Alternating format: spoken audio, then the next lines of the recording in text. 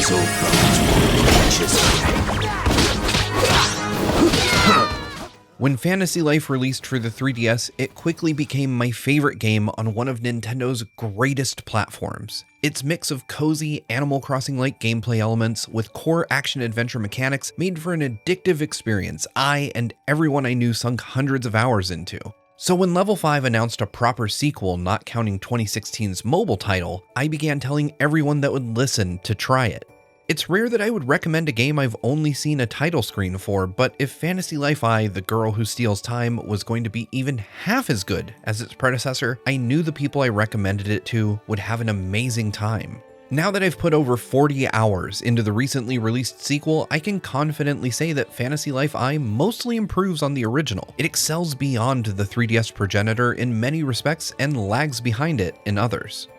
I played Fantasy Life I on PS5, and I was immediately impressed with just how nice the game looks. It's by no means a technical showcase for Sony's latest console, but much like Animal Crossing New Horizons did on Switch, Fantasy Life I reminded me of just how far technology as a whole has come since 2012. The original game on 3DS ran in 800 by 240 in 60 frames per second. Seeing Reveria in full 4K at 60 frames per second is a sight to behold. It's a very by-the-numbers presentation for a current-gen game. No fancy ray tracing or photorealism is on display here. Environments are bright, colorful, and minimally detailed. But one look at the game will let you know that that's kind of the point. In the same way Animal Crossing doesn't need that type of presentational quality, neither does Fantasy Life I. In 2025, far too many games focus on visual presentation at the cost of frame rate. So seeing a game that chooses a clean look with a rock-solid 60 FPS is a great thing to me. Unfortunately, the same can't be said for Nintendo Switch. I loaded my save up on Nintendo's soon-to-be-replaced console, and the downgrade was immediately apparent. Fantasy Life fares significantly worse on the aging hardware, with a stark difference in visual fidelity as well as a precipitous drop in frame rate. It's a shame to see how poorly Switch performs in comparison to its competitors, especially considering the 3DS original's locked frame rate. While exploring Gynomorgia, I noticed brief pauses when enemies would spawn or events would trigger. The same is true for combat sequences. I'm unsure what's caused the Switch to struggle, as Fantasy Life I doesn't appear to be doing anything the Switch can't handle. While environments can be large, they aren't on the scale of something like Breath of the Wild, which is significantly more performant than Level 5's latest. While they may not be on the scale of Zelda's environments, Fantasy Life I does feature a significant number of smaller areas to explore. It takes place across 3 worlds, starting with both the past and present of Reveria. Though Reveria shares the same name as the 3DS game, none of the environments are the same. Rather than one massive continent to explore, Fantasy Life I's version of Reveria is split into multiple small islands, each with their own unique enemies, materials to mine, and story elements.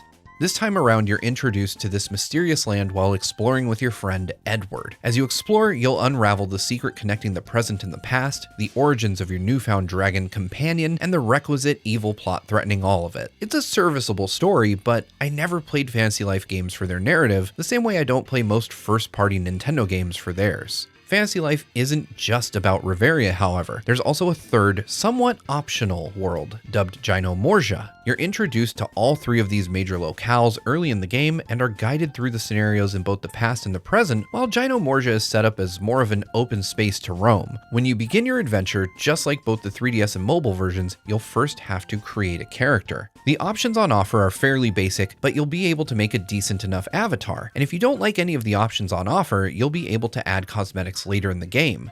Next, you'll be asked to choose a life. Lives make up the core of Fantasy Life I's gameplay, and they're what other games would call classes. You can choose from 14 different lives, each with their own unique traits and skills. There are combat lives like Paladin, which use a sword and a shield, gathering lives like Miner, which sees you swinging a pickaxe to mine mineral and ore deposits, and crafting lives like Blacksmith, which has you making weapons and armor to assist combat classes. You can freely switch between lives at any time during gameplay, either from a menu or by going to a guild hall, so you aren't locked in if you don't love the life you've chosen. I started out with Paladin, the same class I mained in the original, and everything felt familiar. At least, it did until I went back and played the 3DS version for the first time in years.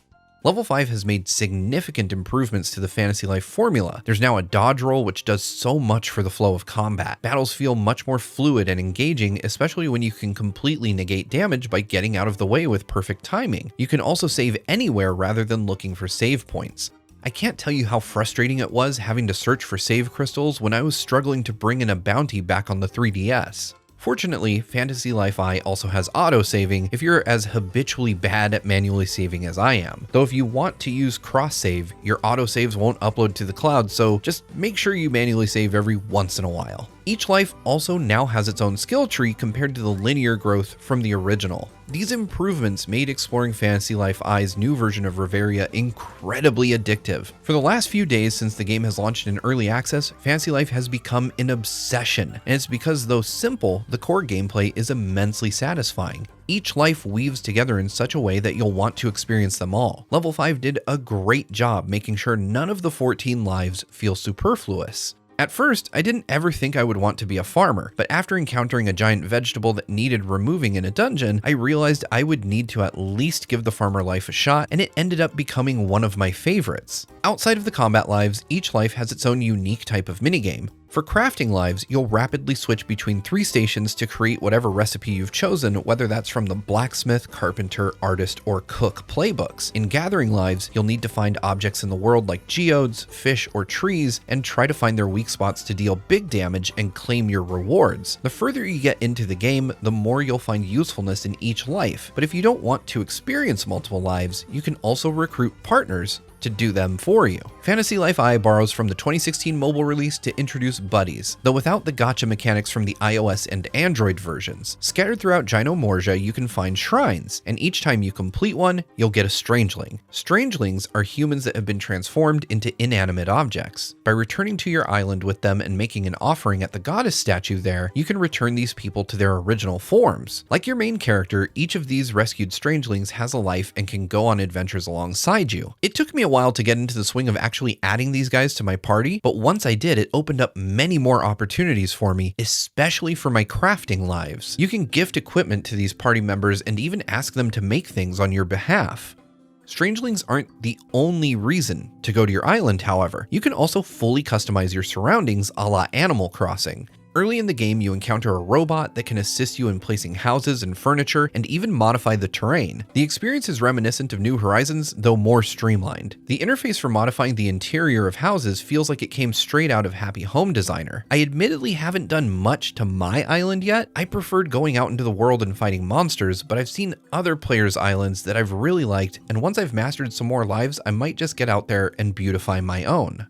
Of course, that doesn't mean I've done nothing with my island. I did plant a tree, and that tree is home to one of my favorite new elements in the game. This particular tree is home to the Treasure Grove, a randomly generated time-traveling set of dungeons with ever-changing objectives, and it's rad as heck. Each treasure grove consists of 10 floors, each with up to 3 rooms you can travel between. Each room on a floor is dedicated to a specific life, which you can see before you start. One floor might be combat focused, while another may require you to catch fish, cut down trees, or mine ore. The crafting lives aren't represented on these floors so far, as I've only made it through 3 groves. Each of these groves carry an hour-long time limit, and in my experience, that's a generous amount of time, though they do get harder as you progress further. Each time you complete a grove, you can plant a new grove which will take you 100 years further into the timeline, thus making the enemies more powerful. You can make this easier, however, by inviting friends to come along with you, which gifts them a branch they can plant to recreate the same treasure grove on their own islands, which is so cool. For me, this is the best way not just to play treasure groves, but the entirety of Fantasy Life I.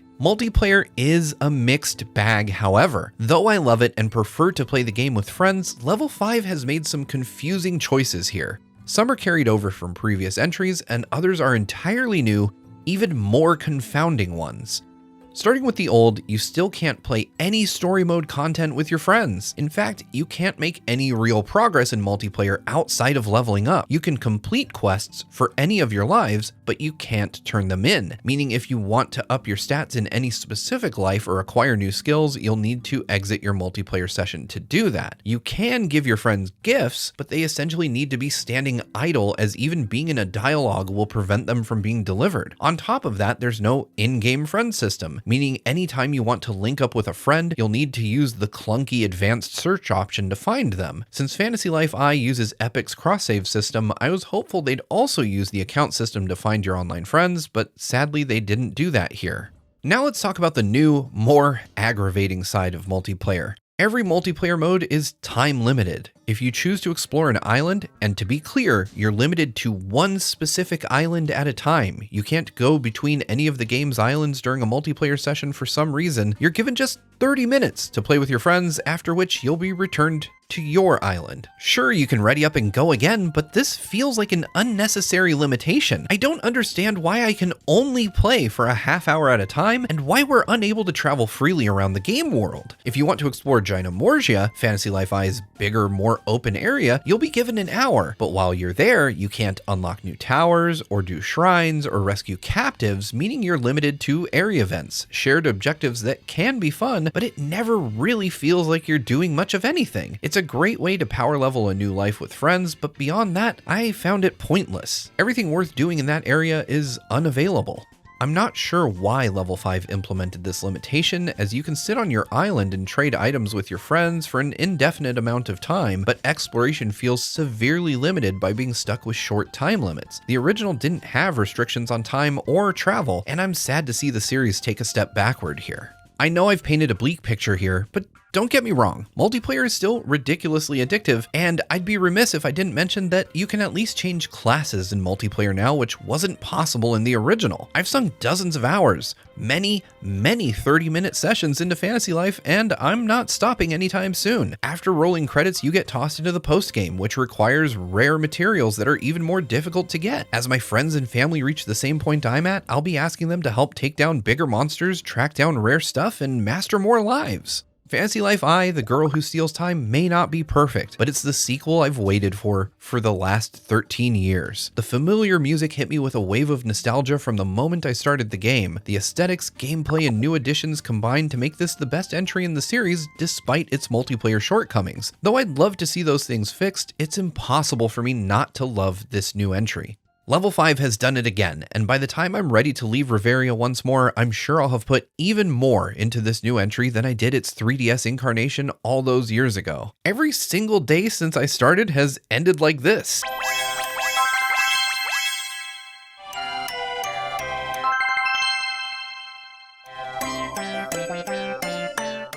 And if that's not a glowing endorsement, I don't know what is.